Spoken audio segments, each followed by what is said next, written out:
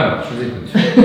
Alors, est-ce que je peux lever mon masque comme ça? Oui, bien sûr, enlevez votre masque, ça sera plus facile voilà, pour regarder votre visage. Ce sera mieux. En fait, les choses aujourd'hui, les questions que j'ai sur mon visage, ce serait plus pour savoir qu'est-ce qu'on pouvait faire pour un petit peu retendre ici, mais en sachant que j'ai peur, pas que j'ai peur, mais je voudrais savoir ce que vous en pensez des fils, des injections, voilà. Bon, alors, effectivement, l'idée pour vous, ça serait de remettre un peu de tension. Et dans la mesure où vous êtes jeune, je ne vais pas vous parler de rajeunissement, vous n'en avez pas besoin. On va parler plutôt d'embellissement du visage et aussi d'essayer d'enlever un petit peu le côté fatigué qu'on peut avoir, même si on ne l'est pas. Hein, c'est souvent assez désagréable. Donc je pense qu'aujourd'hui, avec les injections d'acide hyaluronique en particulier, on obtient d'excellents résultats et surtout des résultats naturels. L'idée, c'est de pouvoir faire ce qu'on appelle des injections liftantes. Avoir un effet liftant grâce aux injections. C'est pas du tout un lifting, bien évidemment, mais ça permet notamment de soutenir les paupières, ici, et d'avoir un petit peu de tension pour remonter à la fois les pommettes et l'ovale. Donc ça, on y arrive très bien avec les injections. L'intérêt aujourd'hui de ces injections, c'est qu'on a un résultat d'une part naturel. Le résultat est immédiat, vous l'avez à la fin de la séance, vous voyez tout de suite. À tel point que souvent, je vous injecte un côté, je vous montre déjà le résultat pour le comparer au côté qui n'a pas encore été injecté. Et vous avez un résultat qui va tenir au moins 1 an. D'accord. Donc ça, c'est quand même intéressant parce que vous n'avez pas besoin de revenir tous les 6 mois pour faire des injections parce que d'abord, c'est pas très agréable pour vous, vous avez certainement de choses à faire. Complètement. Donc voilà, donc ça va tenir 1 an et demi. En sachant que l'acide hyaluronique, vous le savez, c'est quelque chose que vous avez vous naturellement dans le derme. Donc c'est un produit pour lequel vous ne ferez pas de réaction allergique ni de réaction de rejet. D'accord. Donc c'est un produit qui est extrêmement bien toléré et qui vous donne aussi l'avantage, si jamais vous ne voulez plus en faire, de se résorber et de disparaître. D'accord. Et à ce moment-là, vous retrouvez votre visage adathénchrome, c'est-à-dire comme il était avant. D'accord. D'accord. Et une question, souvent on dit quand on fait de l'injection d'acide hyaluronique, on ne peut pas faire de sport pendant 1 semaine, on ne peut pas parler le jour même pour pas qu'elle bouge. Comment ça se passe? Non, c'est beaucoup plus simple. D'accord. L'idée d'une injection d'acide hyaluronique, c'est que vous devez pouvoir reprendre une vie normale dans l'heure qui suit. D'accord. Donc vous venez faire votre injection et théoriquement vous pouvez aller travailler 1 heure après.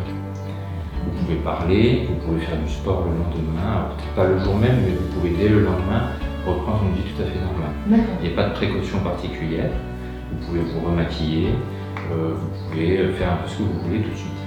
Ok. Donc très souvent il y a un peu des rougeurs juste après l'injection, mais ça c'est normal. Petites rougeurs qui peuvent perdurer, on va dire, 3 quarts d'heure, 1 heure, puis c'est à peu près tout. Ok. Alors ça c'est une vraie bonne question. On va minimiser le plus possible la sensation douloureuse. Pour ça on a 2 outils. D'accord. D'abord on va vous mettre de la crème anesthésiante sur toutes les zones à injecter qu'on va laisser pénétrer pendant 10 minutes, 1 quart d'heure pour avoir déjà une anesthésie de contact. Et ensuite dans les acides hyaluroniques que j'utilise, il y a mélangé avec un anesthésiant. D'accord. Donc en pratique ça veut dire que plus je vais vous injecter du produit et moins vous allez sentir parce que vous allez avoir une vraie anesthésie qui va se mettre en place. D'accord. Et ensuite c'est une anesthésie qui va se lever toute seule au bout d'1 demi-heure. Donc relativement rapidement. D'accord. Et par exemple pour mon cas à moi, où c'est qu'on injecterait pour... Alors, vous n'avez pas besoin de grand chose, mais il y a des petites choses qu'on pourrait travailler, notamment moi ce que je vois, c'est un petit peu la paupière inférieure qui commence un petit peu à marquer le cerne.